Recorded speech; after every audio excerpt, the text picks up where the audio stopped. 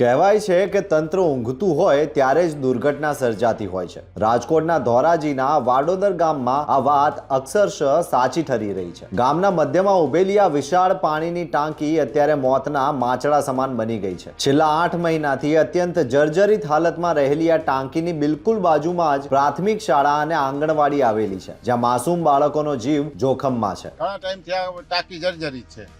અહીંયા પડખામાં ગ્રામ પંચાયત છે, કપડા બૈરા ધોવે છે, તો આમાં કોઈ કેટલા ફેરે આવી ગયા તો કોઈ આમાં કઈ કરતા નથી। આજુબાજુમાં રેસિડન્ટ છે, સ્કૂલ છે, પ્રાથમિક શાળા, ગ્રામ પંચાયત છે, સરકારી દવાખાનું, તો કોઈ જવાબ જ નથી દેતા। અહીંથી આ જોઈને વયા જાય છે, આવે જોઈને વયા જાય બધા, તો કોઈ આમાં કઈ જવાબ દેતા નથી। શું માંગ શું છે તમારી?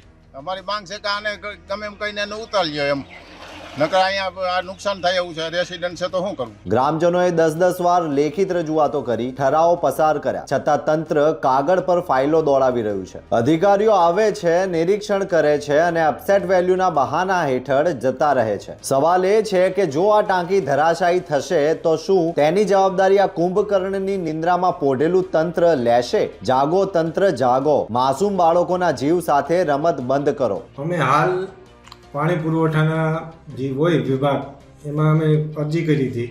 એ લોકો આવી અને અપસેટ વેલ્યુ એટલી વધારે છે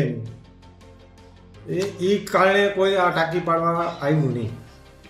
પછી હાલ અમે હમણાં ગ્રામસભા ગઈ ગ્રામસભા, એમાં એવો ઠરાવ કર્યો છે કે ગ્રામસભાના લેવલથી આ ટાંકી તોડી પાડવામાં આવે।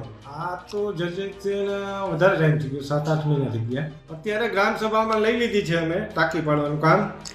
અને બીજા નંબરમાં અમારે ગામમાં પાણીનો પ્રશ્ન છે હાલ પૂરતો, એના કારણે અમે બીજું પ્લાન કરી અને ગામમાં કઈ રીતે પાણી દેવા ત્યાં સુધી તો અઠવાડિયું 10 દી તો ઊભી જવાની છે ટાંકી। હવે જોવાનું એ છે કે તંત્ર આ ટાંકી ઉતારશે કે પછી કોઈની ચિતા સળગવાની રાહ જોશે। જોતા રહો ગુજરાત વંદન। ધન્યવાદ।